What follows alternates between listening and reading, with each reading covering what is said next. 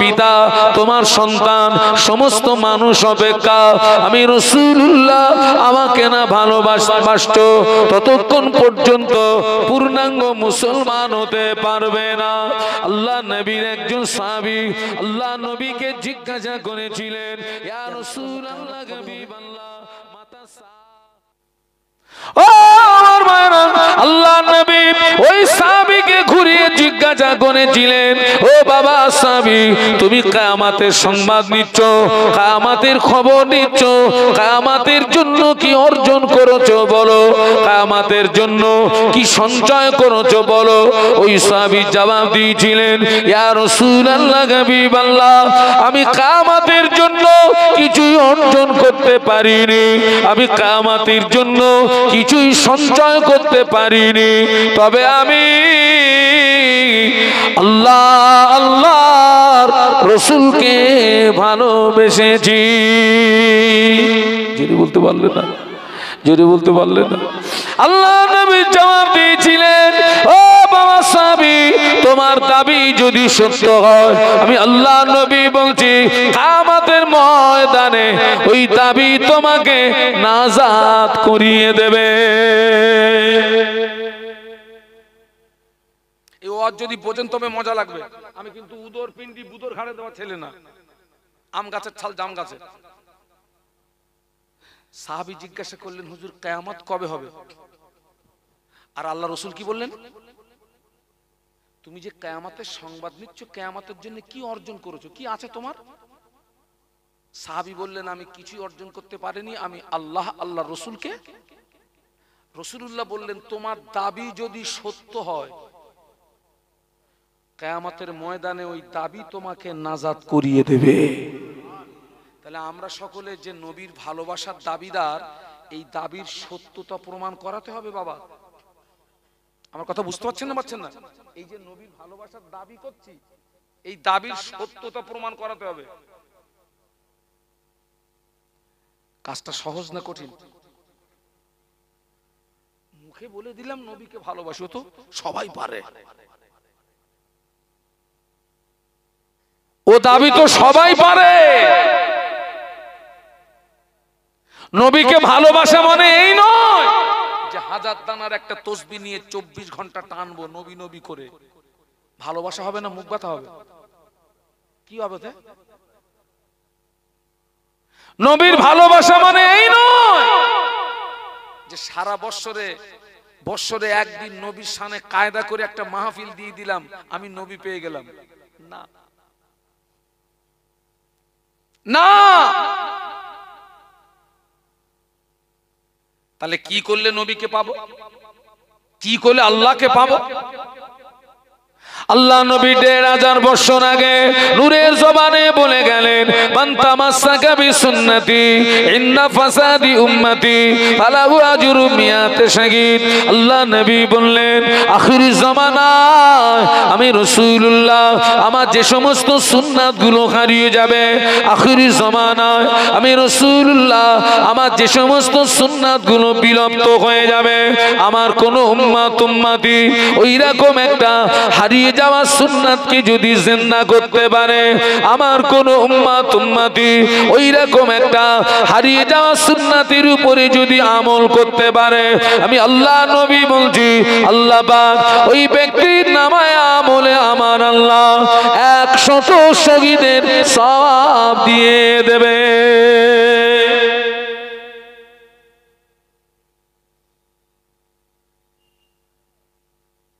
আপনাদেরকে কিছু আমলের কথা বলে যাই, সারা জীবন তো ওয়াজ শুনলেন। আমি এখানে এসেছি, আসার সঙ্গে সঙ্গে কমিটির ছেলেরা, আমি আসার সঙ্গে সঙ্গে আমরা এসেছি 3 জনে, এ আমার ড্রাইভার, ও আমার খাদেম। ওই ছেলেটা কম বেশি আমার সঙ্গে 16-17 বছর আছে, আমার খাদেম, আর এ হচ্ছে আমার ড্রাইভার। ওদেরকে আমি সব ছোট ভাইয়ের নজরে দেখি। আসার সঙ্গে সঙ্গে কমিটি ভাইরা 3টে প্লেটে সুন্দর সুন্দর রুটি, এত সফট রুটিগুলো, রুটি এসে গেল, গোশ এসে গেল। আচ্ছা কত বড় জমিদার বলুন তো আমরা? হ্যাঁ, আসার সঙ্গে সঙ্গে আগে খাও, আগে কি করো? আমি বলি বাবা আমাকে কিচ্ছু দিতে হবে না, বাপ কিচ্ছু লাগবে না, আমার একটা পান দিতে পারবি?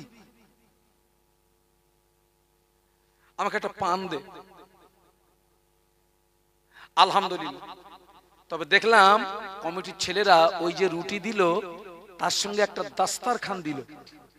কি দিল সবাই মিলে বলুন? ওইটাকে বিছিয়ে তার উপরে খেতে হবে।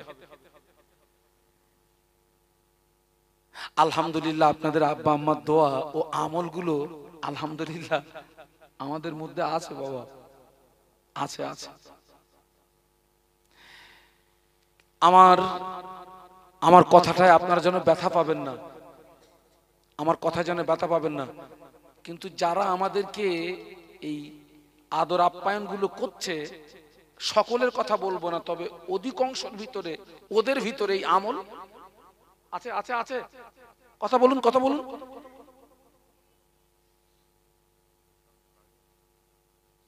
আজকের এখান থেকে আমি আপনাকে আল্লাহ আল্লাহ নবী পাওয়ার রাস্তা বলে দিচ্ছি। আজকের থেকে বাড়িতে যখন খাবেন দাস্তারখানটা বিছিয়ে নেবেন। পারবেন?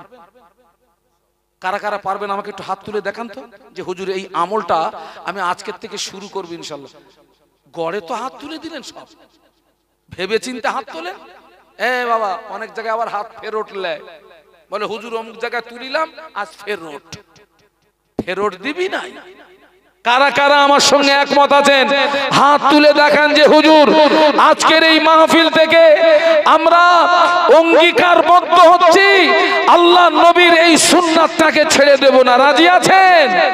এইবারে হাত তুলে দেখান, আল্লাহ কবুল করুন। নামান মাহফিল সার্থক হয়ে গেছে।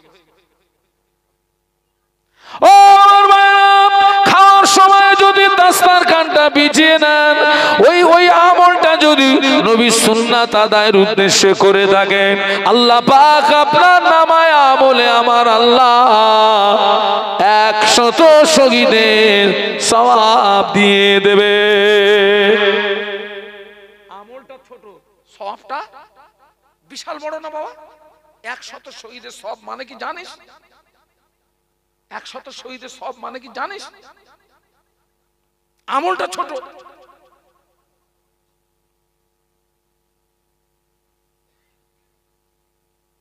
খানা যখন খাবেন মাথায় টুপি দিয়ে খাবেন। টুপি লাগানোটা সুন্নাত। টুপি যদি না থাকে, পাশের কাছে যদি কোনো ওড়না থাকে ওড়নাটা মাথায় দেবেন। ওড়না যদি না থাকে, কোমরে যদি গামছা থাকে ওই গামছাটা খুলে মাথায় দেবেন, সুন্নাত আদায় হয়ে যাবে।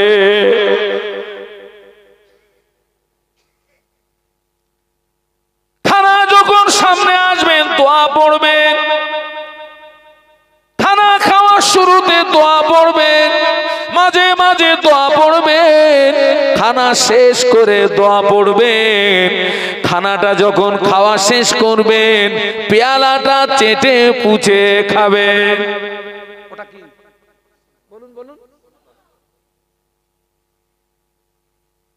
নতুন জামাই এসছে, নতুন জামাই বিয়ে করে নতুন, ওই যে ফার্স্ট বার যেটা আসে ওটা কি বলে? জোড়ে। আমাদের ওদিকে বলে ফিরুলি। হাত অন্তর মাটি, আপনাদেরকে বলে কি বলে? জোড়ে। জোড়ে হেভি একটা কথা শিখে যাস, একদম বাড়ি গিয়ে বলবো আজ জোড়ে।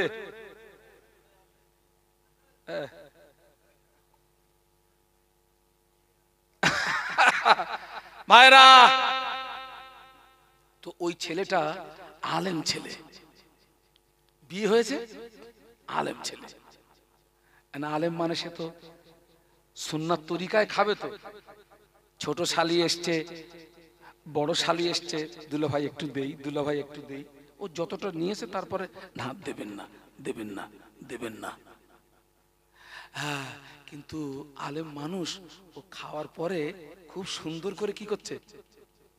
চেটে পুচে খাচ্ছে। ছোট শালিটা ওই ঘরের দরজা কি থাকে? পর্দা পর্দা পর্দার আড়াল দিয়ে দেখতেছে আল্লাহ ও ছাড়তেছে কেন? তখন বললাম নেলে না, এখন চাটতেছে। ঘরের ভিতরে বলতেছে মা তোমার জামাইয়ের খাওয়া হয়নি মা। কেন রে? চাটতেছে মা। ও যুবকেরা জোয়ানেরা, ওই পেয়ালাটা তুই চেটে বুঝে খাবি, সুন্নাত আদায় নিয়াতে খাবি। আল্লাহ পাক তোর উপরে খুশি হয়ে তোর নামায় আমলে 100 শহীদের সওয়াব দিয়ে দেবে। আর একটু জোরে বলুন, আর একটু জোরে বলুন। ও যুবকেরা, খাওয়া শেষ করে সুন্নাত আদায়ের উদ্দেশ্যে যদি একটু মিষ্টি খেতে পারিস, আল্লাহ পাক তোর নামায় আমলে 100 শহীদের সওয়াব দিয়ে দেবে। কোন রাস্তা বলছি এটা আমি? কোন রাস্তা? কোন রাস্তা দেখাচ্ছি? আল্লাহ আল্লাহ নবী পাওয়ার রাস্তা, নাজাত পাওয়ার রাস্তা, জান্নাত পাওয়ার রাস্তা।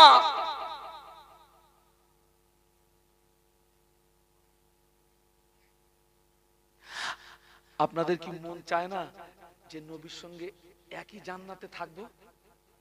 তারা তো লেট করলেন, সবাই মিলে বলুন, মন কি চায় না যে নবীর সঙ্গে একই জান্নাতে থাকবো? আল্লাহ কবুল করেন বলুন আমিন। আল্লাহ রাসূল বলেছেন আর দোয়া ও মুখুল ইবাদাহ, দোয়া হচ্ছে ইবাদতের মগজ। যখন দোয়া চাইবেন বলবেন আল্লাহ আমাকে ওই জান্নাত দেবেন, ওই জান্নাত দেবেন যে জান্নাতে আমার নবী থাকবে। বলুন আল্লাহুম্মা আমিন, বলুন আল্লাহুম্মা আমিন। বলবেন আল্লাহ আমাকে ওই জান্নাত দেবেন যে জান্নাতে কে থাকবে? আমার নবী থাকবে। আর বলবেন আল্লাহ জান্নাতের সবচেয়ে বড় নেয়ামত, বলুন তো কি? জান্নাতের সবচেয়ে বড় নেয়ামত কি? এই না বলতে পারলে লস করবো না, নেমে যাব। সারা জীবন শুনেছেন জান্নাতের সবচেয়ে বড় নেয়ামত কি? যে বলতে পারবে 100 টাকা পুরস্কার। জান্নাতের সবচেয়ে বড় নেয়ামত হলো আল্লাহ পাকের দিদার। সুবহানাল্লাহ বলুন। সবাই মুখস্থ করেন কি বলেছি? আল্লাহ পাককে বলবেন আল্লাহ পাক, ও রব্বুল আলামিন, আল্লাহ পাক জান্নাতের সবচেয়ে বড় নেয়ামত আপনার দিদার। আপনার দিদার থেকে যেন আমাদের মাহরুম করবেন না, বলুন আমিন। আল্লাহকে বলবেন আল্লাহ ওই জান্নাত দেবেন যে জান্নাতে নবী থাকবে। একই জান্নাতে থাকতে গেলে আল্লাহ নবীর একটা হাদিস শুনুন। আল্লাহ নবী বললেন মান আহাব্বা সুন্নতি ফাকাদ আহাব্বানি ওয়া মান আহাব্বানি কানা মাই ফিল জান্নাহ। আল্লাহ নবী বললেন মান আহাব্বা সুন্নতি, যে আমার সুন্নাতকে ভালোবাসলো, ফাকাদ আহাব্বানি, ওই ব্যক্তি আমাকে ভালোবাসলো। ওয়া মান আহাব্বানি, যে ব্যক্তি আমি রাসূল আমাকে ভালোবাসলো, আমি আল্লাহ নবী বলছি কানা মাই ফিল জান্নাহ, ওই ব্যক্তি আর আমি রাসূলুল্লাহ জান্নাতের ভিতরে পাশাপাশি থাকবো। জোরে বলা যাবে না? মোহাব্বতে বলা যাবে না? তাকবীর দেন তো, নারায়ে তাকবীর। আরো জোরে বলুন নারায়ে তাকবীর। হ্যাঁ, আল্লাহর নবী বলছেন। হুজুর কি বলছে আপনারা কি বুঝতে পেরেছেন? তাহলে আমি আর বলবো না। হুজুর যেহেতু বলেছেন আমি আর বলবো না। যেটা করার করুন, তাড়াতাড়ি করুন। আর একটু দরুদ শরীফ আল্লাহুম্মা। আগে আগে এ কমিটি ভাইরা ওই পিছনে একটু চট দাও না। কমিটি ভাইরা আসেন আসেন আসেন আসেন, যতটা আসার একেবারে আসেন। বারবার টানাটানি করা যাবে না, কষ্ট আপনাদের হবে। ওই যে আপনি একটা জায়গা ছেড়ে আরেকটা জায়গায় আসলেন, এটাও লাভ না লস? ওটাও কিয়ামতের ময়দানে হিসাব দেবে, এটাও কিয়ামতের ময়দানে হিসাব দেবে। সুবহানাল্লাহ বলুন। জোরে জোরে কলেমার জিকির লা ইলাহা ইল্লাল্লাহ।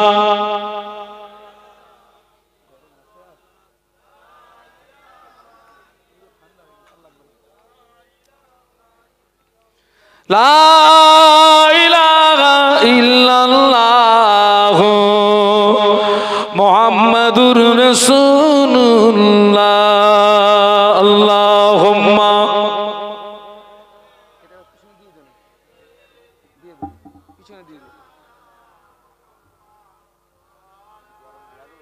না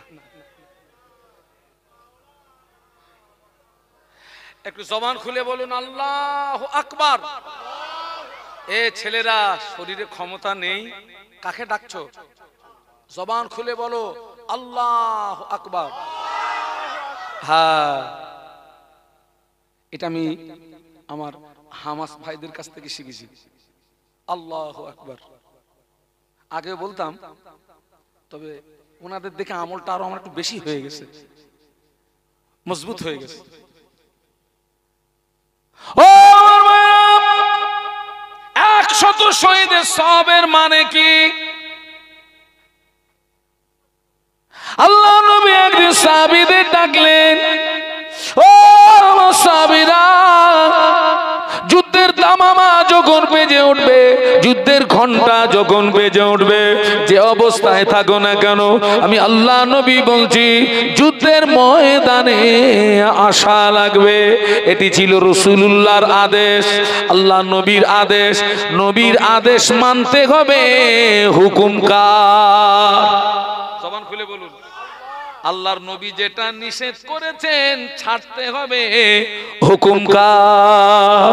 আল্লাহ কোরআন শরীফের ভিতরে বলেছেন, মা আতাকুমুর রাসূলু ফাখুযুহু ওয়া মা নাহাকুম আনহু ফান্তাহু। আল্লাহ নবীর আদেশ ছিল, সাহাবীরা যুদ্ধের দামামা যখন বেজে উঠবে, ঘন্টা যখন বেজে উঠবে, যে অবস্থায় থাকবি ওই অবস্থায় ময়দানে আসবি। সুবহানাল্লাহ বলুন। 100 শহীদের সওয়াব মানে কি বোঝাচ্ছে?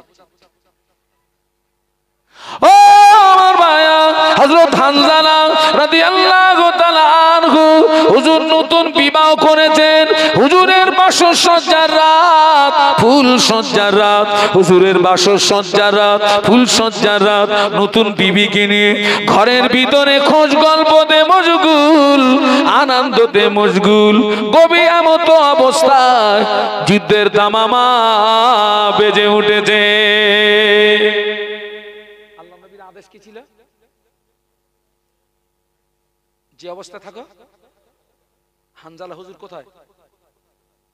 বাসর ঘরে, বাসর ঘরে। জোরে জোরে জোরে।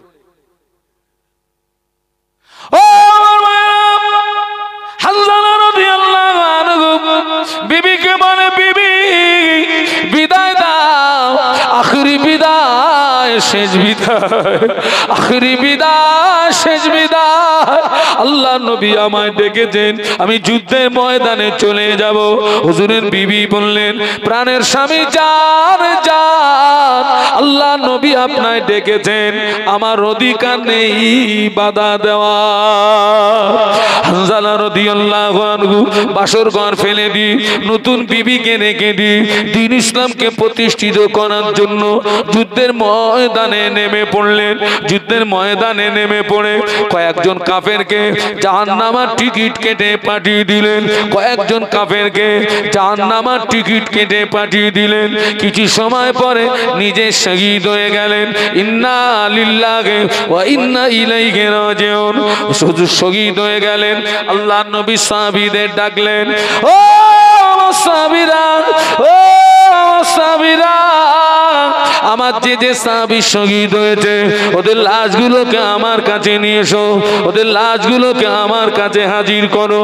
আল্লাহ নবী সাহাবীরা শহীদের লাশ আল্লাহ নবীর কাছে আনলেন। হানজালা হুজুরের লাশ পাওয়া যায় না। বলো আল্লাহু আকবার। লাশ পাওয়া যাচ্ছে না। ইতিমধ্যে হুজুরের বিবি নবীর কাছে হাজির, সালাম দিয়ে বলেন, ইয়া রাসূলুল্লাহ, হুজুর আমার স্বামী কোথায়? আল্লাহ নবী বললেন, ও হানজালার বিবি, তোমার স্বামী বিদায় বিদায় বিদায় বিদায় বিদায় বিদায় বিদায় বিদায় বিদায়, আখরি বিদায়। বিদায়, জনমের মতো বিদায়। তোমার স্বামী যুদ্ধের ময়দানে শহীদ হয়েছে। হুজুরের বিবি বলেছিলেন, ইয়া রাসূলুল্লাহ, হাবিবাল্লাহ, হুজুর আমার স্বামী শহীদ হয়েছে, আমি দুঃখিত নই বরং আনন্দিত। কেননা আমি কিয়ামতের দিন আমি শহীদের বিবি হয়ে উঠব। জোরে বলো না সুবহানাল্লাহ, জোরে বলেন না। হুজুর একটা কথা বলতে এসেছি, ইয়া রাসূলুল্লাহ, হুজুর আমি জানি শহীদদের লাশ গোসল দেওয়া হয় না। সুবহানাল্লাহ বলবেন না? শহীদের লাশের গোসল হয় না বেটা, শহীদদের কাপনের কাপড়ও লাগে না। এবং যারা শহীদ তারা মরে না,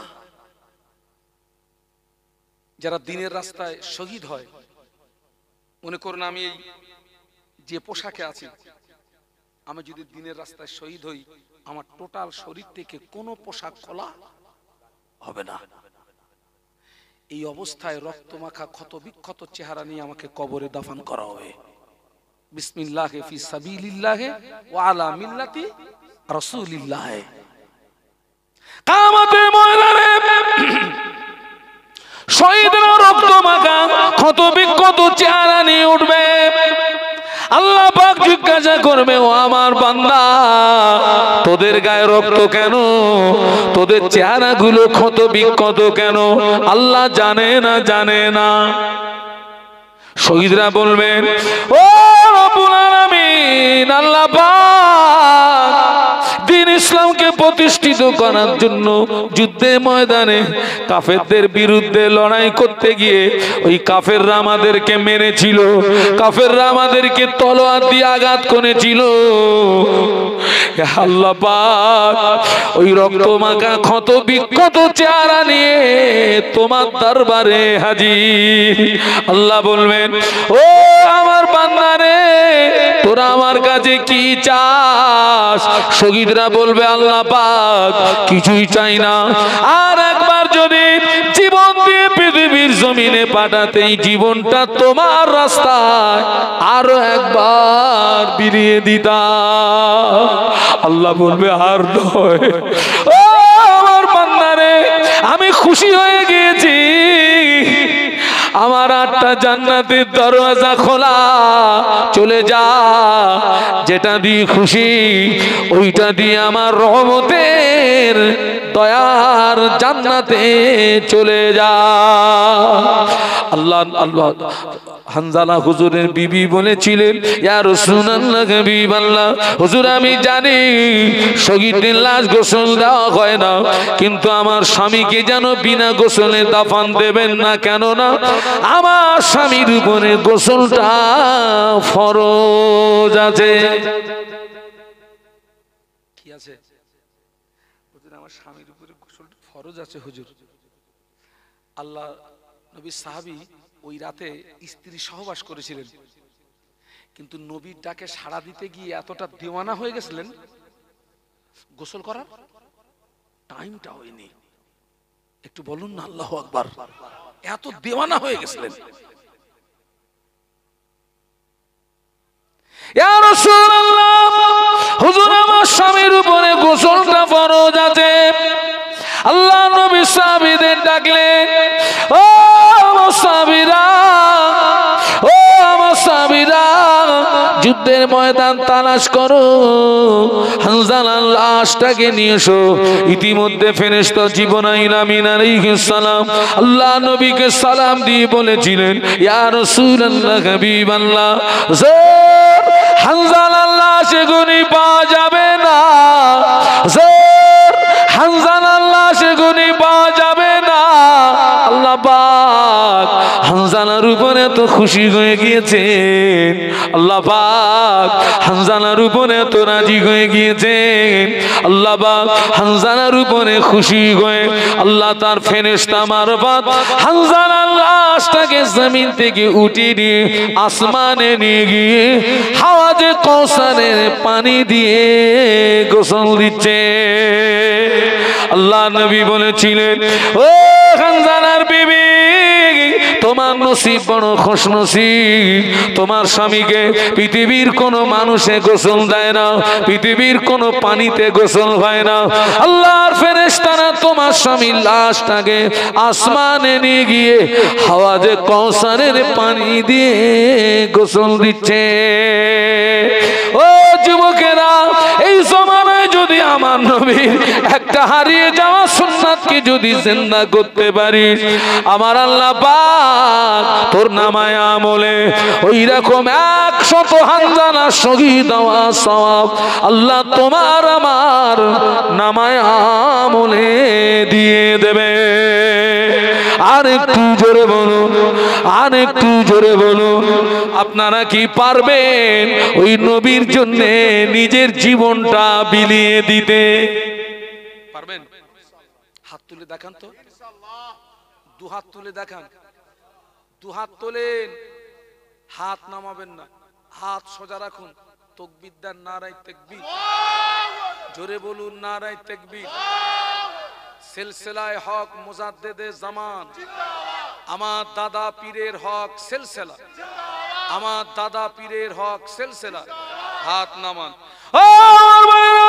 নবীর জন্য জীবন দিতে হবে না, আল্লাহ আপনাকে হায়াত দিক, আপনি বেঁচে থাকুন, আল্লাহ আপনাকে হায়াত দিক, আপনি বেঁচে থাকুন। নবীর একটা হাদিস একটু মেনে নেন। আল্লাহ নবী বললেন, মাম বানা লিল্লাহি মসজিদান বানা আল্লাহু লাহু বাইতান ফিল জান্নাহ। আল্লাহ নবী বললেন, যে ব্যক্তি আল্লাহর ঘর মসজিদ নির্মাণ করলো, আল্লাহ পাক ওই ব্যক্তির জন্য জান্নাতে একটা স্পেশাল ঘর বানিয়ে দেবে। আর একটু জোরে বলুন সুবহানাল্লাহ। আমি মসজিদের জন্য কয়েক মিনিটের জন্য একটু হাত পাতবো। নবীর জন্য জীবন দিতে হবে না, নবীর হাদিসের উপরে আমল করুন। এতগুলো মানুষ বসে আছেন, এই মসজিদের জন্য মসজিদে টাকা দেবেন, আল্লাহ জান্নাতে আপনার জন্য ঘরের ব্যবস্থা করে দেবে। এতগুলো মানুষের ভিতরে আমি শাহনুর আলম 5,000 টাকার দাবি রাখছি, মসজিদের জন্য 5,000 টাকা দান করবেন। একজন ব্যক্তি একটু হাত তুলে দেন। আমি অসুস্থ মানুষ, আপনার জন্য আল্লাহর দরবারে হাত তুলে দোয়া করে যাব, আমি দোয়া করে যাব। এতগুলো মানুষ বসে আছেন, মসজিদে দান করবেন, আল্লাহ আপনার জন্য জান্নাতে স্পেশাল ঘরের ব্যবস্থা করে দেবে। একটা মানুষকে আছেন, এখন দিতে হবে না, 1 সপ্তাহ পরে দেবেন, 10 দিন পরে দেবেন। 10 দিনে যদি না পারেন, 1 মাসে দুবারে দেবেন, 1 মাসে দুবারে দেবেন। 5,000 টাকা 1 নম্বরে ওয়াদা করার মতো কে আছে? কই? যে নবীর হাদিস মানে না, ও নবীর জন্য জীবন দেবে, বিশ্বাস করা যায়? হ্যাঁ, একজন ব্যক্তি কেউ হলো নি। আপনি দানটা দেবেন কোথায়? মসজিদে দেবেন। তো যত মানুষ নামাজ পড়বে আপনি সওয়াব পাবেন, জীবিত অবস্থায় সওয়াব পাবেন, মরে কবরে গিয়ে সওয়াব পাবেন। মসজিদের দান হচ্ছে সাদকায়ে জারিয়া। সাদকায়ে জারিয়ার বাংলা মানে হচ্ছে চলমান নেকি, যে নেকি জীবনে বন্ধ হয় না। সুবহানাল্লাহ বলুন। একজন ভাই হলো নি, 5,000 টাকা দাবি করেছি, 1 মাস টাইম দিয়েছি, একটু হাতটা তুলে দেন না। আলহামদুলিল্লাহ। সঙ্গে এই ভালোবাসা যেন আল্লাহ কবুল করেন, বলুন আল্লাহুম্মা আমিন। আজকের যদি আমাদের ভিতরে এই ভালোবাসা থাকতো, আমরা অনেকটা ফিতনা থেকে আমরা মুক্ত হতে পারতাম। আজকের সমাজে একজন বক্তার সঙ্গে আরেকজন বক্তার ভালোবাসা নেই বলে এই সমাজ কিন্তু একটা ফিতনার ভিতরে হাবুডুবু খাচ্ছে। আল্লাহ পাক যেন এই ফিতনা থেকে আমাদেরকে হেফাজত করেন। আবারও দোয়া চাচ্ছি, আল্লাহ পাক যেন আমাদের সবাইকে এক হওয়ার তৌফিক দেন। একটু অন্তর থেকে বলুন আল্লাহুম্মা আমিন।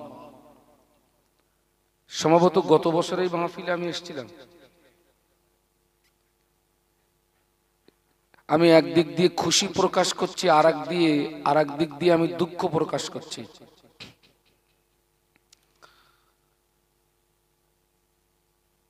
আমি যে বিষয়ে দুঃখ প্রকাশ করছি সেটি হচ্ছে এত সুন্দর একটা পরিবেশ।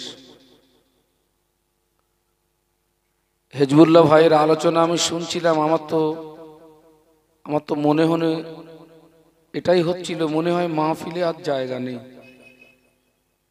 এত শ্রোতা এসেছেন। কিন্তু আমি সেটা দেখছি পুরো উল্টো। আমি আপনাদের একজন আমন্ত্রিত মেহমান হিসাবে আমি প্রত্যেকের কাছে অনুরোধ করব, আমার যে সমস্ত ভাইয়েরা আপনার রাস্তায় ঘোরাফেরা করছেন এবং বাড়িতে কুটুম্বিতেতে মশগুল আছেন, আমি তাদেরকে প্রত্যেককে অনুরোধ করব সকলে আল্লাহর হস্তে মাহফিলে চলে আসেন। আমি তো এখন কম বেশি প্রত্যেকটা মাহফিলে বলে থাকি যে মাহফিল আমাদের জীবনের শেষ মাহফিল হতে পারে, এটা আমার জীবনের শেষ ওয়াজ হতে পারে। গত কালকের আমার মাহফিল ছিল আপনাদের এই পাশেই, কি ছিল জায়গাটার নাম, উড়িয়াপাড়া, পোলের হাট উড়িয়াপাড়া। ওখান থেকে বাড়ি গেলাম, বাড়িতে গিয়ে আমি নামাজের পার্টিতে দাঁড়ালাম। কিছুক্ষণের মধ্যে আমার সুগার ফল করলো। আমার তো ব্যাপকভাবে সুগার ফল করে আমার। আমি ছেলেকে বললাম তাড়াতাড়ি একটু মিষ্টি নিয়ে আয়, অল টাইম আমার সঙ্গে মিষ্টি থাকে। এই এখন আপনাদের এখানে এসছি, আমি নামাজ পড়ছিলাম, নামাজের ভিতরেই সুগার ফল করলো। ভাইদেরকে বললাম মিষ্টি দিল, খেয়ে স্টেজে আসলাম। তো বাড়িতে সুগার ফল করলো, মারাত্মক সুগার ফল করলো। তখন 12টা বাজে, আর আমার যখন হুঁশ পিসছে, আমার যখন হুঁশ আসছে তখন 6:45 বাজে। নিশ্চয়ই আপনারা দোয়া করেন প্রথমের জন্য। সুগার আমার কিন্তু হাই সুগার, সুগার বেশি থাকা ভালো, কিন্তু ফল করাটা খুব মুসিবতের। দোয়া করেন আল্লাহ পাক যেন আমাকে হায়াতে তৈয়বা নসিব করেন, বলুন আল্লাহুম্মা আমিন। এর ভিতর দিয়ে যে আল্লাহ পাক আমার দ্বারা খেদমত নিচ্ছেন, আপনাদের দোয়া।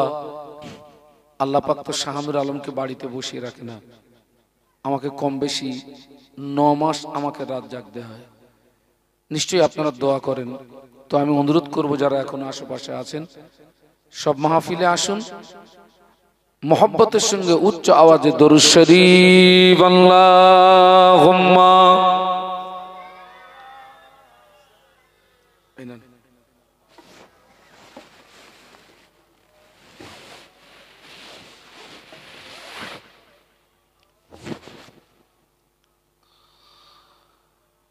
আলহামদুলিল্লাহ নাহমাদুহু ওয়া নাস্তাঈনুহু ওয়া নাস্তাগফিরুহু ওয়া নু'মিনু বিহি ওয়া নাতাওয়াক্কালু আলাইহি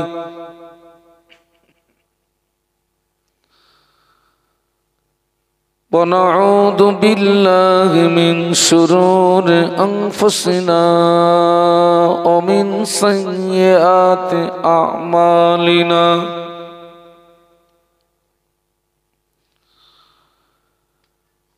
من يهده الله فلا مضل له ومن يضلله فلا هادي له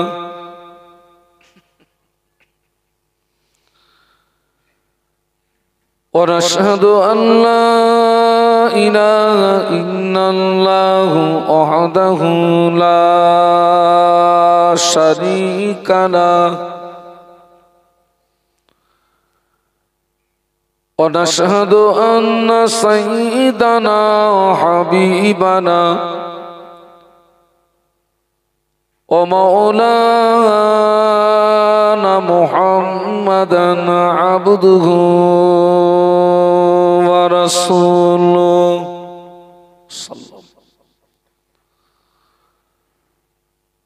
وقال الله تعالى مخبرا وآمرا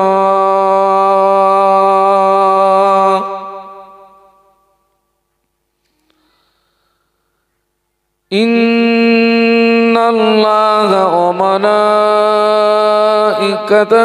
يصلون على النبي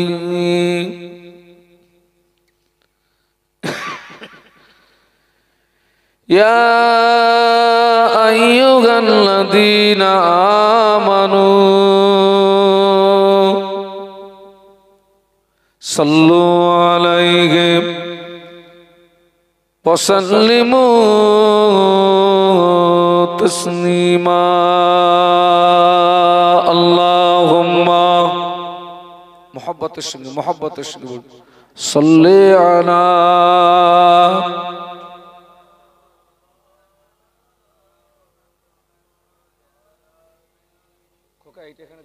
আড়াল হয়ে যাবে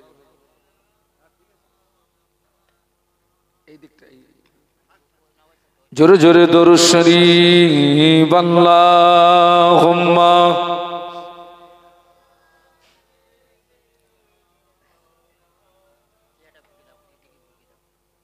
কি হতে চা আছে এখন আমি এখানে রসগোল্লা খাবো না তাই হয় এনে যাও তুমি একটু চা আনো কে যাও আমি এখন স্টেজে রসগোল্লা খাবো লোকে কি বলবে আমার একটু চা আনকে যা দরুদ শরীফ আল্লাহুম্মা জোরে জোরে সাল্লি আলা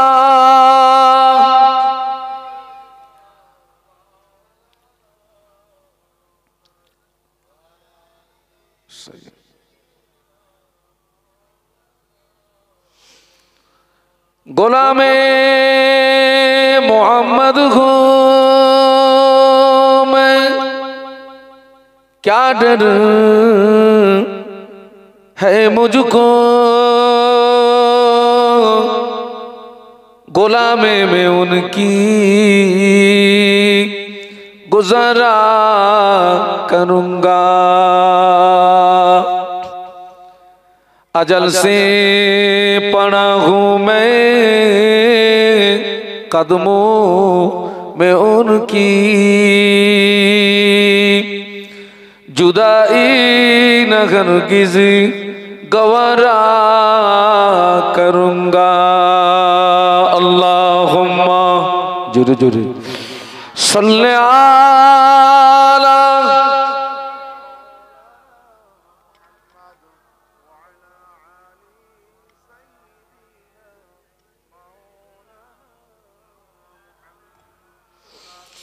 मेरे आँखों के पुतली में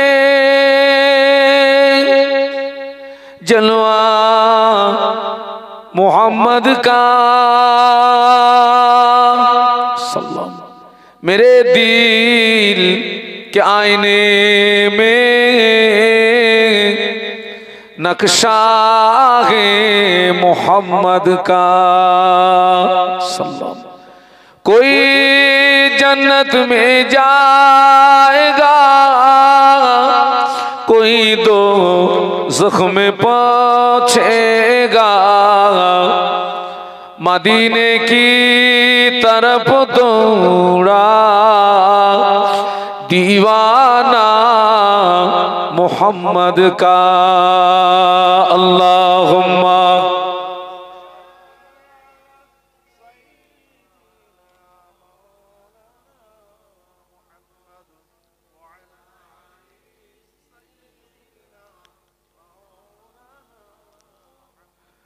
माशाल्लाह एक कलेमार जिकिर ला इलाहा इल्लाल्लाह जबान खुले छेलेरा ला इलाहा इल्लाल्लाह मुहम्मदुर रसूलुल्लाह बोलो ला इलाहा इल्लाल्लाह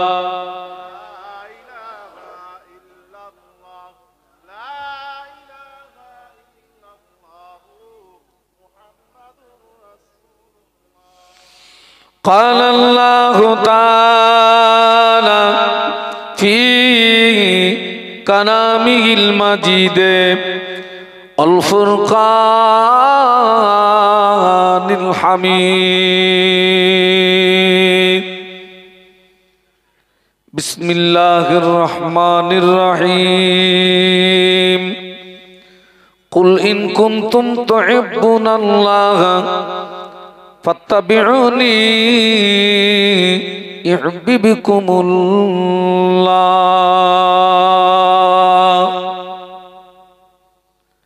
قال رسول الله صلى الله عليه وسلم لا يؤمن أحدكم حتى أكون أحب إليه من والده وولده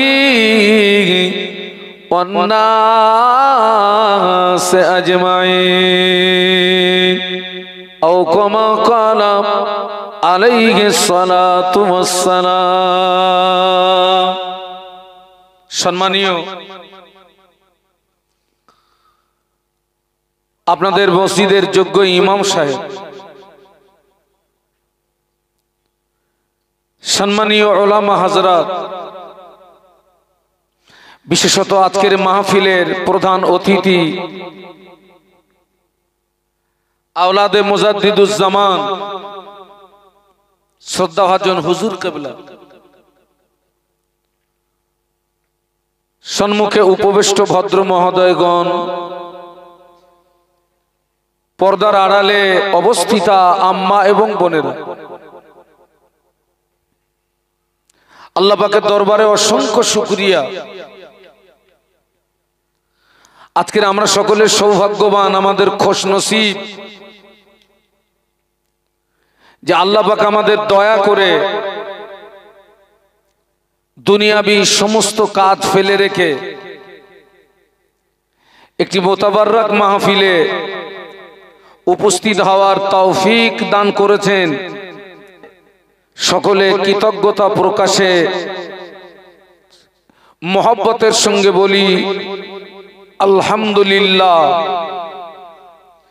বিশ্বনবীর মাজার মুকদ্দাসে জানাই অসংখ্য দরুদ এবং সালাম। সকলে অন্তরের অন্তরস্থল থেকে বলি সাল্লাল্লাহু আলাইহি ওয়াসাল্লাম। আমি কোরআন শরীফের সূরা আল ইমরানের ৩১ নম্বর আয়াত তেলাওয়াত করেছি। প্রিয় নবীর পাক জবানে বর্ণিত অসংখ্য হাদিস মুবারকের ভিতর থেকে ছোট্ট একটি হাদিসে মুবারক আমি তেলাওয়াত করেছি। মূল আলোচনা করার আগে কিছু কথা। আজকের যে মাহফিলটি হচ্ছে, এই মাহফিল দিতে গিয়ে আপনাদের তথা গ্রামবাসীদের একটা মোটা অঙ্কের অর্থ খরচ হচ্ছে। এই অর্থ খরচ করা সার্থ হবে। আপনারা যেখানে বসে আছেন আপনাদের সময়ের মূল্য আছে, এই সময় ব্যয় করা সার্থ হবে।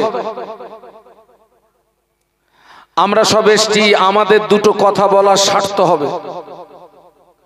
যদি আপনারা আমার একটা কথা মেনে নিতে পারেন, সবটা সার্থ হবে। সেটি হলো সকলে এই নিয়াতে বসুন যে আজকের এখানে যে সমস্ত ওলামারা আসবেন, শরীয়তের মাপকাঠিতে তানারা যে আলোচনাগুলো রেখে যাবেন, আমরা আল্লাহর রাস্তে ওই আলোচনাকে মেনে নেব। বলুন সকলে আল্লাহুম্মা আমিন। ওয়াজ যদি মানেন তবে আপনার জীবনে উপকার আসবে, যদি না মানেন ওই ওয়াজ ওই নসিহত আপনার জীবনে কোনো উপকার সাধন করতে পারে না। আপনি জেনে রাখবেন, কাবা শরীফের ইমামকে যদি দাওয়াত করেন, কাবা শরীফের ইমাম আসলেন, ঘন্টার পরে ঘন্টা আলোচনা রাখলেন, কিন্তু আপনারা মানলেন না। কাবা শরীফের ইমামের ওয়াজ শুনেও আপনার জীবনে কোনো উপকার আসবে না। কাবা শরীফের ইমাম নয়, আমি শাহানুর আলম নই, হেজবুল্লাহ সাহেব নয়, ফুরফুরা শরীফের হুজুর নন। আমার পাশে যিনি বসে আছেন ইনি কে? মসজিদের মুয়াজ্জিন সাহেব। আর আপনার ইমাম সাহেব কোথায়? চলে গেছেন। এই মসজিদের ইমাম সাহেব যিনি জুমার দিনে আধা ঘন্টা 20 মিনিটের একটা আলোচনা রাখে না রাখে না? কেউ যদি মেনে নেওয়ার নিয়াতে ইমাম সাহেবের আধা ঘন্টার বক্তৃতা শোনে, কোন নিয়াতে বলুন বলুন, কোন নিয়াতে? মেনে নেওয়ার নিয়াতে। ওই ইমামের আধা ঘন্টা বক্তৃতা আপনার জীবন পরিবর্তন হওয়ার জন্য যথেষ্ট হয়ে যাবে। মানলে উপকার, না মানলে আপনারা কি ইতিকাফের নিয়ত করেছেন নাকি? মানলে উপকার, না মানলে কোনো উপকার নেই। এত মাহফিল হচ্ছে বাবা, এত মাহফিল হচ্ছে, এখানে অনেক মুরব্বীরা বসে আছেন, সাক্ষী দেন।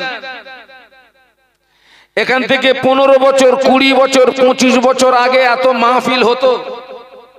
জোরে জোরে বলুন, হতো না। 15 বছর, 20 বছর, 25 বছর আগে এত হুজুর পাওয়া যেত? 20 বছর, 25 বছর আগে এত মাহফিল হতো না, এত হুজুর পাওয়া যেত না। মাহফিলের সংখ্যা ছিল কম, বক্তার সংখ্যা ছিল কম, কিন্তু পরিবর্তনের সংখ্যা ছিল বেশি। একটু সুবহানাল্লাহ বলেন। আর এখন মাহফিল বেড়ে গেছে, হুজুর জোরে বলো, জনমের ভাড়া বেড়েছে না হুজুর? শুধু বেড়েছে, জনমের ভাড়া বেড়েছে হুজুর। মাহফিল বেড়ে গেছে, হুজুর বেড়ে গেছে, পরিবর্তনের সংখ্যাটা যে হারে মাহফিল হচ্ছে, সব তো আল্লাহর ওলি হয়ে যাওয়ার কথা সব। যে হারে মাহফিল হচ্ছে, সব তো আল্লাহর ওলি হয়ে যাওয়ার কথা। আগের মাহফিল আর এখনকার মাহফিল এক আছে না? কিছু গেটআপ কিছু পাল্টিয়েছে না পাল্টায়নি? আগে অধিকাংশ মাহফিলে বাদ মাগরিব কি হতো বলুন তো, একটু বলুন বলুন। জিকিরের মজলিস, লা ইলাহা ইল্লাল্লাহ, লা ইলাহা ইল্লাল্লাহ, লা ইলাহা ইল্লাল্লাহ, লা ইলাহা ইল্লাল্লাহ। হতো না? হতো না? এখন সে জিকির উঠে গেছে বাবা। এখন অধিকাংশ মাহফিলে কি হচ্ছে বলুন তো, তাও জানে না। গজব শিল্পী। কি শিল্পী? গজল না, গজব শিল্পী। দেখেন না, একজন গজল বলতেছে আর দুজন দুই দিকে দুটো মাইক্রোফোন নিয়ে কি বলে বলুন তো? হুক্কু হুক্কু হুক্কু হুক্কু হুক্কু হুক্কু। আচ্ছা, হুক্কু হুক্কু কি? হুক্কু হুক্কুটা কি? দেখো, মেয়ে ছেলে বেটা ছেলে সব জাম হয়ে গেছে, সব হুক্কু হুক্কু। ও মরবে, তোরাও মরবি। বাস্তব বললাম না বাস্তব বললাম? ওরাও মরবে, তোরাও মরবি। যুবকদেরকে বলছি,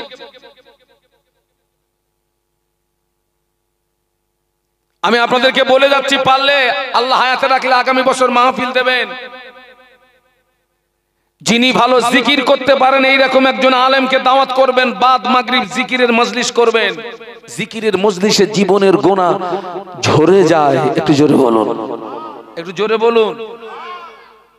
প্রত্যেকটা মানুষের বাম স্তনের 2 আঙ্গুল নিচে একটি গোশতের টুকরা আছে, হাদিস শরীফের ভাষায় যেটাকে কলব বলা হয়। কি বলা হয়? কলব। কলব। বান্দা যখন একটা গুনাহ করে, ওই কলব নামক গোশতের টুকরাটিতে একটি কালো রেখা পড়ে যায়। গুনাহ গোনা যত বেশি হয় কালো রেখার সংখ্যা তত বেড়ে যায়।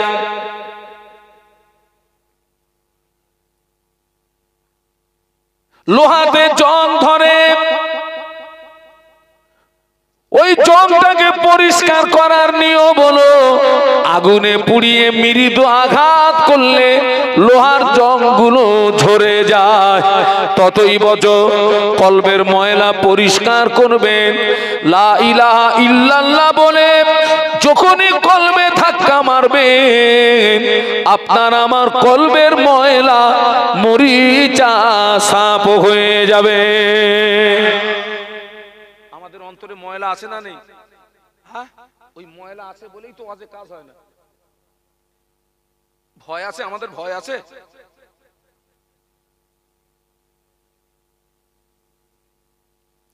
ও আমার ভাইরা, আল্লাহ নবী সাহাবীদের বলেছিলেন, ও আমার সাহাবীরা, অন্তরের মরিচা পরিষ্কার করার ওষুধ হলো তিনটি। কটা? এক নাম্বার হলো কাসরাতুজ যিকিরিল্লাহ। ও আমার সাহাবীরা, বেশি বেশি আল্লাহ আল্লাহ আল্লাহ আল্লাহ আল্লাহ আল্লাহ জিকির করবে, আল্লাহর নামে জিকির করবে। যত বেশি জিকির করবে তত দ্রুত গতিতে অন্তরের মরিচা সাফ হয়ে যাবে। দুই নাম্বার বলেছিলেন, ও আমার সাহাবীরা, বেশি বেশি কোরআন শরীফ তেলাওয়াত করবে। কি তেলাওয়াত করবে? কটা মানুষ কোরআন তেলাওয়াত করে? কটা? আগে অনেক বাড়ির থেকে ফজরের নামাজের পরে কোরআন তেলাওয়াতের আওয়াজ শুনতে পাওয়া যেত। অনেক বাড়ির থেকে মাগরিবের নামাজের পরে কোরআন তেলাওয়াতের আওয়াজ শোনা যেত। সুবহানাল্লাহ বলুন। বাস্তব বলছি না বাস্তব বলছি? অনেক বাড়ির থেকে ফজরের নামাজের পরে মাগরিবের নামাজের পরে কি পাওয়া যেত? ফজরের নামাজের পরে যে বাড়িতে কোরআন তেলাওয়াত হয়, ফজর থেকে মাগরিব পর্যন্ত ওই বাড়িটার চারিপাশে বিএসএফ বর্ডার সিকিউরিটি ফোর্সের মতো আল্লাহর ফেরেশতারা পাড়ায় দাঁড়িয়ে যায়। একটু জোরে বলুন। মাগরিবের নামাজের পরে যে বাড়িতে কোরআন তেলাওয়াত হয়, মাগরিব থেকে ফজর পর্যন্ত ওই বাড়িটার চারিপাশে আল্লাহর ফেরেশতারা পাড়ায় দাঁড়িয়ে যায়। আপনাদেরকে বলে যাচ্ছি, পারলে ফজরের নামাজের পরে মাগরিবের নামাজের পরে একটু কোরআন পড়বেন, একটু কোরআন পড়বেন। ওই ঘরে আল্লাহর রহমত বর্ষণ হয়। কি হয়? আজকের অধিকাংশ ঘর থেকে রহমত উঠে গেছে, বরকত উঠে গেছে। বাস্তব বলছি না বাস্তব বলছি? অধিকাংশ ঘর থেকে কি উঠে গেছে? রহমত বরকত উঠে গেছে। বাবা খবর লে দেখে যা, মনে শান্তি নেই, সুখ আছে। সুখ আছে কি নেই?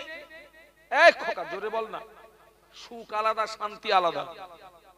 সুখ আছে, শান্তি খুঁজে পাবেনি। শান্তি নেই।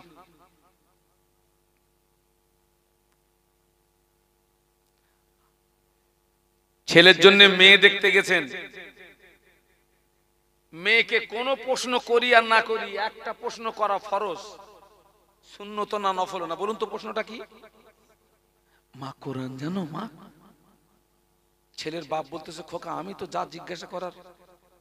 ছেলের চাচা চাচা ছেলের বাপরে বলতেছে, খোকা আমি যা জিজ্ঞাসা করার করেছি, বৌমা তো তোর হবে, তুই একটু কিছু জিজ্ঞাসা করবি নি? ছেলের বাপ একটু কানে কম শোনে, মেয়েটার দিকে একটু আগিয়ে গেছে, গিয়ে বলছে, মা তুমি কোরআন জানো মা? মেয়েটা বলছে 37 বার খতম করেছি। কতবার? ছেলের বাপের কলিজা ঠান্ডা হয়ে গেছে। 37 বার মানে কি? এ তো খুব সাংঘাতিক জিনিস। ভাইরে বলতেছে খোকা বাড়ি যা, ছেলেরে গুজকে আন, এ জিনিস রেখে বাড়ি যাব না, এ জিনিস। ঠিক আছে, আলহামদুলিল্লাহ বিয়ে হলো, বাড়ি গেল। আপনারা এখানে শ্বশুর কারা কারা আছেন একটু হাত তোলেন তো। শ্বশুর শ্বশুর মাত্র 4টে শ্বশুর। কই শ্বশুর কই, একটু হাত তোলেন। এই প্রশ্ন আপনারা কেউ করেছিলেন? বৌমাকে করেছিলেন? আচ্ছা ঠিক আছে, আলহামদুলিল্লাহ করেছিলেন। আচ্ছা, আজ পর্যন্ত কোন শ্বশুর তার বৌমাকে কি বলেছে যে বৌমা, আমি যখন তোমাকে দেখতে গেছিলাম একটা কথা জিজ্ঞাসা করেছিলাম, মা তুই কোরআন জানিস? মা তুই বলেছিলি 37 বার খতম করেছি। মা আমার বাড়ির প্রতিদিন কাজ একটু দেরিতে হয় হোক, মা তুই প্রতিদিন সকালবেলা আমার বাড়িতে 10 মিনিট করে একটু কোরআন পড়বি। মা কোন শ্বশুর বলেছেন একটু হাত তুলে দেখান তো।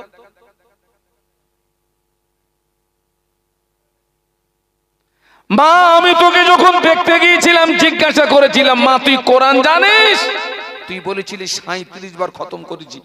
আমার বাড়ির প্রত্যেক দিন কাজ একটু দেরিতে হয় হোক, প্রত্যেক দিন ফজরের নামাজের পরে 10 মিনিট করে একটু কি করবি মা? একটু কোরআন তেলাওয়াত করবি। মা আমরা কথা বলি না, তাহলে আপনি কেন জিজ্ঞাসা করতে গেলেন মা তুই কোরআন জানিস? ও জানতে হয়, জানুক আর না জানতে হয়, কেন জিজ্ঞাসা করলেন? আমি তো এখন মেয়েদেরকে শিখিয়ে দিচ্ছি, যাদের এখনো বিয়ে হয়নি তোমাদের কপালে এই মুসিবত আসবে। এই জায়গাটার নাম কি? শ্যামনগর। এই শ্যামনগরের বোনেদের বলে যাচ্ছি, তোমাদের যাদের এখনো বিয়ে হয়নি তোমাদের কপালে এই মুসিবত আসবে। তো আমি তোমাদের শিখিয়ে দিয়ে যাচ্ছি, যেই তোমাকে জিজ্ঞাসা করবে মা তুমি কোরআন জানো, বোন তুই সেই ঘুরিয়ে বলবি চাচা তুই জানিস। যিনি জিজ্ঞাসা করতেছেন উনি কিন্তু কোরআন তুমি জানো।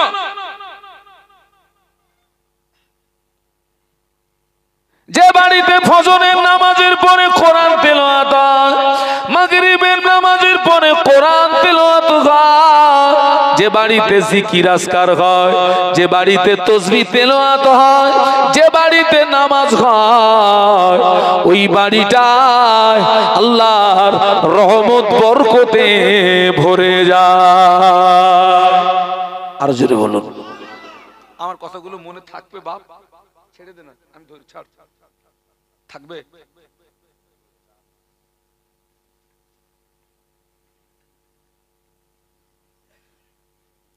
আল্লাহ নবী 3 নম্বরের ওষুধ বলেছিলেন, ও আমার সাহাবীরা, অন্তরের ময়লাকে পরিষ্কার করার 3 নাম্বার ওষুধ হলো বেশি বেশি মউতকে স্মরণ করবে। কাকে? সবাই মিলে বলুন। মউত, মউতকে স্মরণ করবে, বেশি বেশি মউতকে স্মরণ করবে। ও আমার সাহাবীরা, বেশি বেশি মউতকে স্মরণ করবে। যত বেশি মউতকে স্মরণ করবে তত দ্রুত গতিতে তোমার অন্তরের মরিচা সাফ হয়ে যাবে। আর অন্তরের মরিচা যখন সাফ হয়ে যাবে, ইবাদত আমল করে তখন মজা পাবে। কি পাবে? মজা পাবে।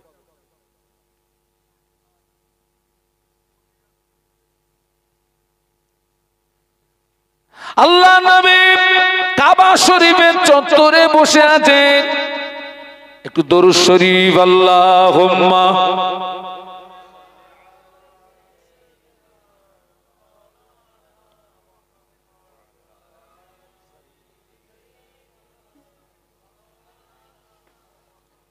আপনাদের কষ্ট হচ্ছে না তো? এতগুলো মানুষ আপনার দরুদ শরীফ পড়ছেন, দরুদ পড়বো, তার একটা জাজবা থাকবে, জাজবা। দরুদ শরীফের এতগুলো মানুষ দরুদ শরীফ পড়ছে, একটা জাজবা থাকবে না? একটু জোরে জোরে পড়ি, আল্লাহুম্মা সাল্লি আলা। জোরে জোরে।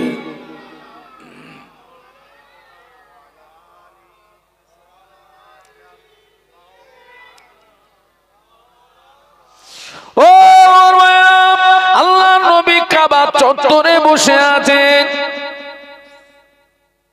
আল্লাহ নবীর ডান পাশে বসে আছেন সিদ্দিকে আকবর হযরত আবু বকর সিদ্দিক রাদিয়াল্লাহু আনহু। নবীর বাম পাশে বসে আছেন হযরত ওমর ফারুক রাদিয়াল্লাহু আনহু। দুই পাশে দুই সাহাবী, আল্লাহ নবী মাঝখানে। আল্লাহ নবীর সবচেয়ে বড় দুশমন ছিল কে? না, আবু জাহাল। ও শয়তানটা কোথায় ছিল? হনপন হনপন হনপন করে একদম হযরত মুহাম্মদ সাল্লাল্লাহু আলাইহি ওয়াসাল্লামের সামনে এসে দাঁড়িয়েছে, আমাদের নবীর সামনে দাঁড়িয়েছে, দাঁড়িয়ে বলছে, মুহাম্মদ আমি দেখতে পাচ্ছি তোমার চেহারাটা কালো। কি? ও আমার ভাইরা, আল্লাহ নবী বলেছিলেন, চাচা যান আপনি ঠিক বলেছেন। কথাটা বলা যে শেষ হলো, নবীর ডান পাশে বসেছিলেন কে? উনি চটজলদি আল্লাহ নবীর পাশ থেকে উঠে গিয়ে আল্লাহ নবীর সামনে দাঁড়িয়ে বলেছিলেন, ইয়া রাসূলুল্লাহ গে, ইয়া হাবিবাল্লাহ, আমি আবু বকর, আমি দেখতে পাচ্ছি আপনার চেহারাটা পূর্ণিমা চাঁদের মতো উজ্জ্বল। আল্লাহ নবী বলেছিলেন, ও বাবা আবু বকর, তুমিও ঠিক বলেছো। হ্যাঁ, দুজনের কথা এক। আবু বকর আর আবু জাহাল দুজনের কথা এক। আবু জাহাল কি বলেছে আর আবু বকর সিদ্দিক রাদিয়াল্লাহু আনহু কি বলেছেন, আর রাসূলুল্লাহ দুটোই কি বললেন? বাম পাশে বসে আছেন কে? নবী পাকের টোটাল সাহাবীদের ভিতরে সবচেয়ে রাগী সাহাবী কে ছিলেন? অত সহজ না বাবা। আল্লাহ নবী হিজরত করেছিলেন রাতে না দিনে? অন্যান্য সাহাবীরা সব রাতে, আর ওমর রাদিয়াল্লাহু আনহু হিজরত করেছেন কখন জানেন? দিনের বেলা। যাচ্ছে আর বলছে, এই মায়ের লাল থাকিস তো সামনে আয়, আমি যাচ্ছি মদিনা, আল্লাহ নবীর কাছে যাচ্ছি। একটু সুবহানাল্লাহ বলবেন না? এই কাফেরের গোষ্ঠী, বাপের সন্তান তো সামনে আয়। ওমর হুজুরের সামনে সেদিন কোন মায়ের লাল দাঁড়ায়নি। একটু জোরে বলুন। বুক ফুলিয়ে হিজরত করেছিলেন।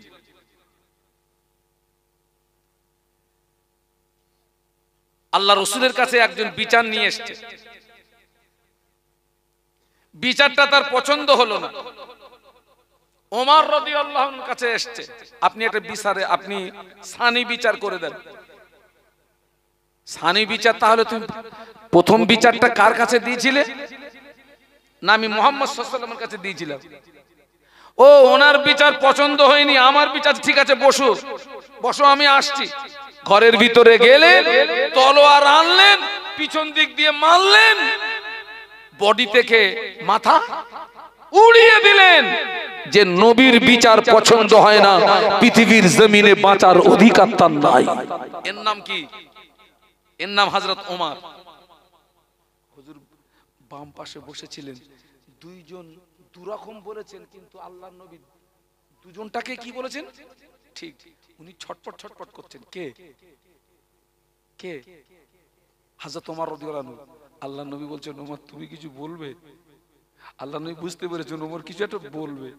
ইয়া রাসূলুল্লাহ, ইয়া হাবিবাল্লাহ, হুজুর এই আপনার জানের দুশমন, আপনার জানের শত্রু আবু জাহাল আপনাকে বলল আপনার চেহারাটা কালো কুৎসিত কদাকার।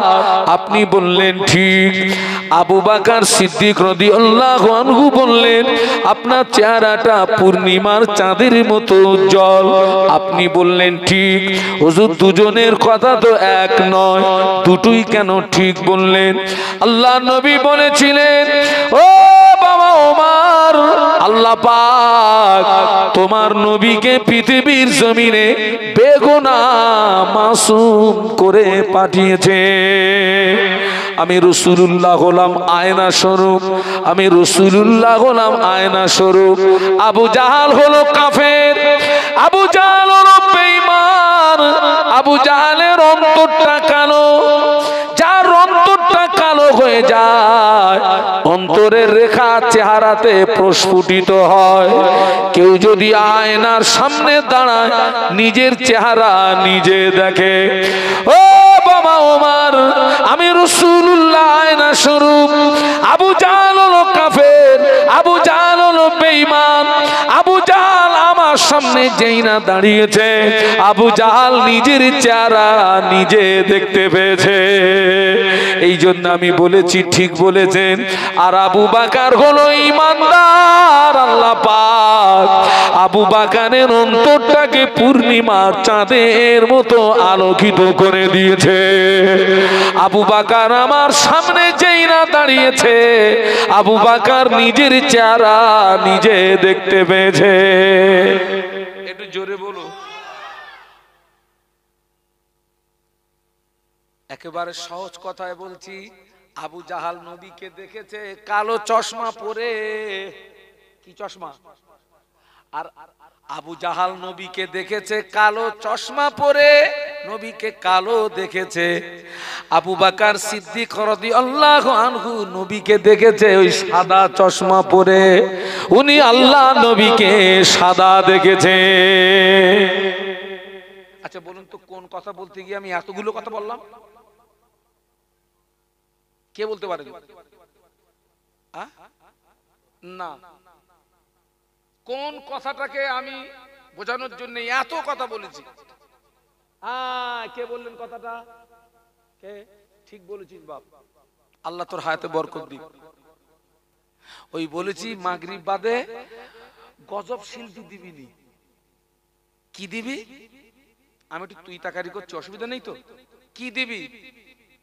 জিকিরের মজলিস। ভালো আলেমকে দাওয়াত করবে, যিনি ভালো জিকির করতে পারেন। কি হবে? অন্তরের মরিচা সাফ হবে, গুনাহ মাফ হবে। এবং যেখানে জিকিরের মজলিস কায়েম হয়, ওই জায়গাতে আল্লাহ পাকের আসমান থেকে রহমত বর্ষণ হয়। একটু জোরে বলুন। একবার করে দেখুন, অনেক কিছু পাবেন। আল্লাহ আমাদেরকে তৌফিক দিন। বলুন আল্লাহুম্মা, বলুন আল্লাহুম্মা। আমার ছেলেরা এই যে ওয়াজ মাহফিল গুলো দেওয়া হয় কেন, আর আমাদেরকে দাওয়াত করেন কেন? আমাদেরকে দাওয়াত করেন এই জন্যে, আলেমরা আপনাদেরকে পথ দেখায়, রাস্তা দেখায়। আলেমরা কি দেখায়? কোন রাস্তা দেখায়? বাবা, এই রাস্তায় গেলে জান্নাত পাবি, এই রাস্তায় গেলে আল্লাহ পাবি, আল্লাহ নবী পাবি, নাজাত পাবি, জান্নাত পাবি। আর একটা রাস্তা বলে, বাবা এই রাস্তাটায় যাবি নি, বাবা এই রাস্তাটায় গেলে আল্লাহ আল্লাহর নবীকে পাবি না, নাজাত পাবি না, জান্নাত পাবি না। আলেমরা রাস্তা দেখায়। আমি আপনাদেরকে আজকে রাস্তা দেখাবো। কোন রাস্তায় গেলে আল্লাহ আল্লাহর নবী পাওয়া যাবে, কোন রাস্তায় গেলে নাজাত পাওয়া যাবে, কোন রাস্তায় গেলে আল্লাহর রহমতের দয়ার জান্নাত পাওয়া যাবে। আল্লাহ আমাকে তৌফিক দিন। বলুন আল্লাহুম্মা।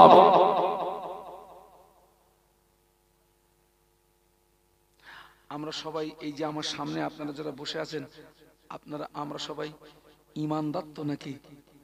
কথা বলে না? আমরা সব ঈমানদার না? সবাই ঈমানদার। আর একজন ঈমানদার হিসাবে জান্নাত পাওয়ার আশা রাখা একান্ত প্রয়োজন। তবে জান্নাত পেতে গেলে, জান্নাতে যেতে গেলে জান্নাতের মালিকের সঙ্গে আমাদের সুসম্পর্ক তৈরি করার প্রয়োজন আছে না নেই? সবাই জবান খুলে বলুন তো, জান্নাতের মালিক কে? জবান খুলে বলুন। আল্লাহ। আল্লাহ জান্নাতের মালিক। আপনি সরাসরি ওই জান্নাতের মালিকের সঙ্গে সম্পর্ক তৈরি করতে পারবেন না। আমিও সরাসরি কোনো মাধ্যম ব্যতীত ওই জান্নাতের মালিকের সঙ্গে সম্পর্ক তৈরি করতে, জান্নাতের মালিককে পেতে গেলে, রবকে পেতে গেলে, মালিককে পেতে গেলে একজন ব্যক্তিকে মাধ্যম ধরতে হবে, তিনি হলেন বিশ্বনবী মুহাম্মাদুর রাসূলুল্লাহ। আল্লাহ পাক নবীকে লক্ষ্য করে বললেন, কুল ইন কুনতুম তুহিব্বুনাল্লাহ ফাত্তাবিউনি ইউহিব্বুকুমুল্লাহ। আল্লাহ বললেন, ও আমার হাবিবে পিয়ারা, আমার বান্দা বান্দি দিগকে জানিয়ে দাও, আমার বান্দা বান্দি দিগকে বলে দাও, ওরা যদি আমাকে পেতে যায়, ওরা যদি আমার সঙ্গে মহব্বত স্থাপন করতে চায়, ফাত্তাবিউনি, ওরা যেন আগে তোমার তাবেদারি করে, ওরা যেন আগে তোমার তাবেদারি করে। ও আমার হাবিব, আমার যে সমস্ত বান্দা বান্দি তোমার তাবেদারি করবে, তোমার ইত্তেবা করবে, তোমায় ভালোবাসবে, আমি আল্লাহ পাক ওদের ভালোবাসবো। শুধু ভালোবাসবো না, ওয়াগফির লাকুম যুনুবাকুম, আমি আল্লাহ পাক ওই বান্দা বান্দীদের উপরে খুশি হয়ে, ওই বান্দা বান্দীদের উপরে রাজি হয়ে, আমি আল্লাহ পাক আমার ওই বান্দা বান্দির জীবনের সমূহ গুনাহগুলোকে আমি আল্লাহ পাক মাফ করে দেব।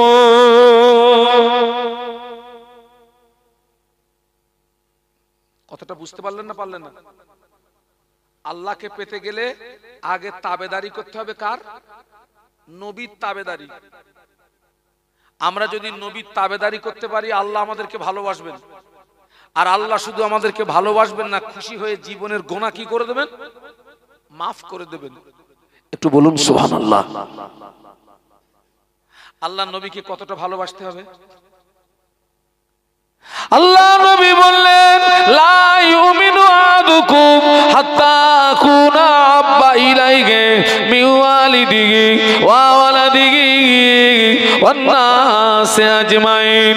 আল্লাহ নবী বললেন, তোমরা ততক্ষণ পূর্ণাঙ্গ মুসলমান হতে পারবে না যতক্ষণ না পর্যন্ত